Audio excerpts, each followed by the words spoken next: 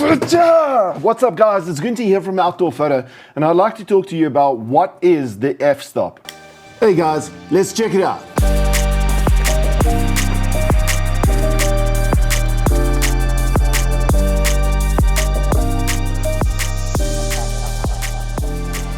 We started with ISO and we had a look at where it comes from on the sensor itself.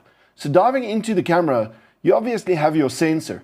That is what actually is set to a specific sensitivity to take in light, or how sensitive it is to light. That is the rough nut of your ISO.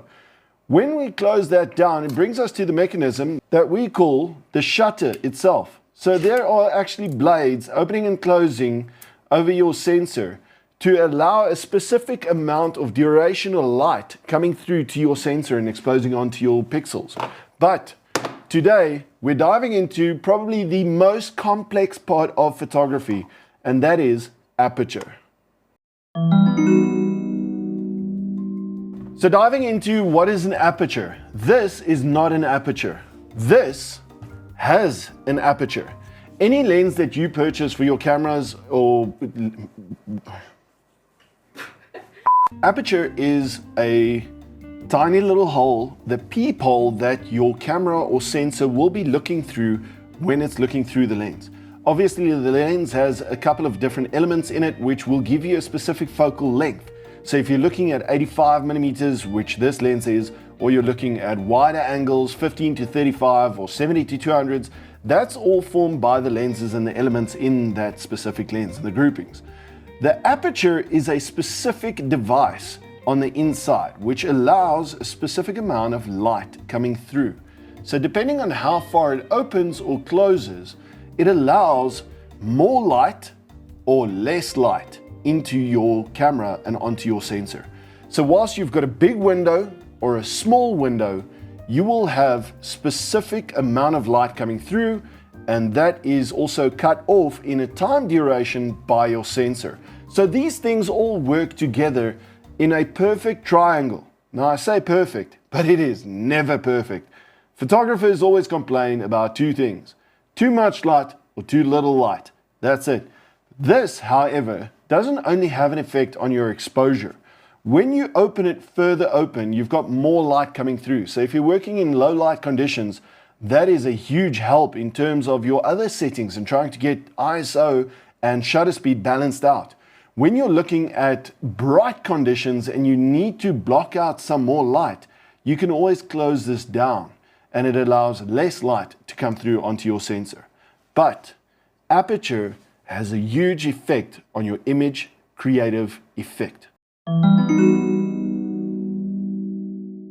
Before we get to the creative effect of images, I just want to get to one serious point. What is an f-stop and how does it differ from your aperture? All lenses have an aperture. Aperture is an opening where through one can view. That is simply put, that little hole that you can actually view through the lens. But it is measured in an f-stop. So that's where the f-stops come in. Now the f number value is actually derived from a mathematical equation where the f is also determined by the focal length, determined by the opening in the front of the lens and the distance to the sensor and how far the mechanism is. So, after all of that, it's an f number. All apertures are measured in f, anything from 0.95 up to f64. Depending on which lens you've got and what you're looking at using. But let's see why you would use these different f numbers. So let's check out the creative effect it has on your images. So diving right into this effect and how it actually looks in your images. Aperture carries over into a massive creative look and feel that it's got in your images. There's a very big correlation to which focal distances you use, and there's a lot of technical mumbo jumbo. We'll get into that in a second. But first off, just to exactly describe to you, if we have a look at these images, trying to get some slow exposures on the beach, you want to stop out as much light as possible. So in this image, we stop down to f10 and we use some ND filters. I also used a very slow shutter speed, But that f10 also gives me the opportunity that this is in focus as much as that is in focus at the back there. So depending on that effect and how much you want in focus, which is from where you are to where you focus, is your focus distance. What is in focus is called your depth of field. Now, in these images, it actually shows you I want most of it in focus. So we've got a very small aperture, a very high f-stop number. Looking at this image, same story. We wanted everything in focus from beginning to end, and I also wanted to create a slower shutter speed, block out some of the light, so we used a smaller aperture. Less light coming through a tiny hole. That exposes onto the sensor. The sensor is set to a very low sensitivity, and the shutter speed is obviously open for a long duration, which allows more light to come in. So there is a bit of a contradiction here between these settings, but we eventually get to these results. That gives me everything in focus, which is great. Similar to these landscapes. So when I go out and I'm shooting landscapes, there are specific scenarios where I will use a wide open aperture, which gives me a very shallow depth of field.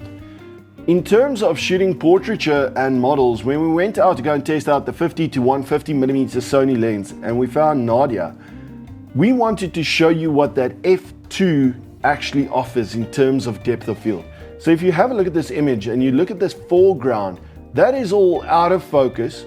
To my focus point is on her eyes, and she is in that focus plane and she's in focus. Everything behind her is back out of focus again. Similar to that, we can have a look at this shot I took with a Sigma 135 f1.8. This was taken right in the beginning of winter when all the leaves were falling off the branches and things were starting to turn pear-shaped in terms of weather. I hate the winter.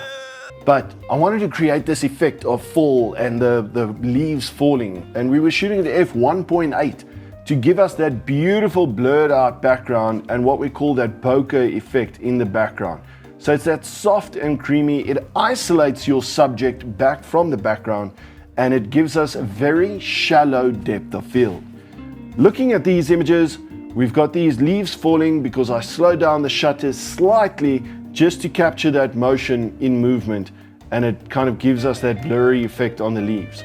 Moving on to more wildlife stuff, sitting in a hide in Zimanga looking at these little bee eaters, shot this on a 70 to 200mm at f2.8, but they were about 1.5 meters to 2 meters away from the hide, sitting on that little perch. You'll see here is a very crucial point, that these birds are all sitting next to one another, and they are all in focus, where the background is completely out of focus. Because once again, focus happens at a distance, then we've got focal depth, or that depth of field, and that's the effect that we want here. It doesn't work sideways. Everything to the side is going to be in focus, but in depth, you've got something that's in focus and then a fall off to what's out of focus. So we've got this beautiful background that is absolutely blurred out, soft, creamy, really highlights the subject and draws it out. So, look at me. I'm helping you now. In terms of technical stuff and how these lenses and focal lengths affect your depth of field and what's in focus and what's out of focus, I grabbed my son, we went down to the clubhouse, put him in front of a plant, so you can see the plant in the background is out of focus. This is shot on a Sony A1 Mark II with 85 1.4, incredible system, great image quality, and in terms of what we've got in the background, that plant is completely out of focus. But I started stepping it up, so I'm going to go scrolling through these images, simply going from f1.4 to f1.8, f2, 2.2. You can go through all the different steps, but you can see how the background more and more becomes in focus in terms of that plant itself. So eventually, I've got pretty much everything in focus. That isn't as lacquer as the first shot that I had where he was isolated from the background. So if you're looking at isolating a specific subject and really drawing the viewer's attention to a point, you need that wide open aperture. When you're looking at photographing a group, it's a different story. Then you need a smaller aperture to get that depth of field stretched out. Focal length does play a role. in terms of where you focus, the distance from you versus using a longer lens. This was shot on an 85mm, and what we're going to demonstrate here specifically is how his placement away from that plant. This was shot at f1.4. So looking at this versus the first shot I showed you of him in front of that plant, I simply moved back. But all of a sudden at f1.4, this is more in focus because it works on a sliding scale. The further you stretch back, the more is in focus. So looking at these images, we're looking at taking a couple of steps back, and I've all of a sudden got more in focus. I don't have to change all kinds of settings and stuff. So if you're running and gunning and all of a sudden you have to take a photograph of multiple people standing together, sometimes it's just as easy as taking a couple of steps back or just opening or closing your aperture. But then you start messing around with your exposure. In this situation, I just took a couple of steps back and everything is in focus. If you've got an image or a camera that's got a high megapixel count, you can simply crop in on this image and you still have sharp image quality and great image quality. But now, because we've moved back, we've got a little bit more that's in focus in terms of that depth of field. Looking at these images, I simply have him moving closer and closer to me. So whilst my depth of field was there and I'm standing over here, as he moves closer, less is in focus in the background. I haven't changed any settings whatsoever. If you're using a longer focal length, it will also give you advantage in terms of your depth of field. So using a 300mm standing at the same distance as I was shooting this at f2.8, which is a smaller aperture, allows less light in than the f1.4, but because of the longer focal distance, I am closer to my subject, which means I've got a shallower depth of field. So if you have a look at this plant in the background, once again, it's more out of focus. When he moves closer to me using the 300mm f2.8, it again shifts where the focus is and that sliding scale becomes smaller. Haven't changed any settings, still shooting at f2.8 between these two images. And here, that plant is beautifully out of focus. He is isolated from the background. So, one of the big misconceptions in photography and where people get confused between these two little devices, the one is shutter speed. That is in your camera. That is literally going to open for light to pass through. The aperture itself is actually an opening in the lens which allows a specific amount of light to come through.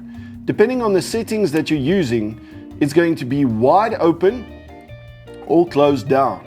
That is going to have a creative effect on your image in terms of how much is in focus to the back and to the front. This allows a specific duration of time of light to come through onto your sensor. Your sensor will then be set to a specific ISO. That is how sensitive it is to light. So when you've got a lot of light passing through this, you can still close it down and shoot quite fast. So if you need to do any sports photography or anything and you need a fast shutter speed to freeze the moment, you typically want a larger aperture, which means a lower number. Very confusing. My quick way and guide of trying to put those two things apart from one another: a high number gives you a small opening. A low number gives you a wide open aperture on your lens. So that would typically look like f22 or f16, and that would be f1.4 on this specific lens. Now, the way I connect it to one another, f1.4 gives you a little bit that's in focus. f22 would give you more in focus.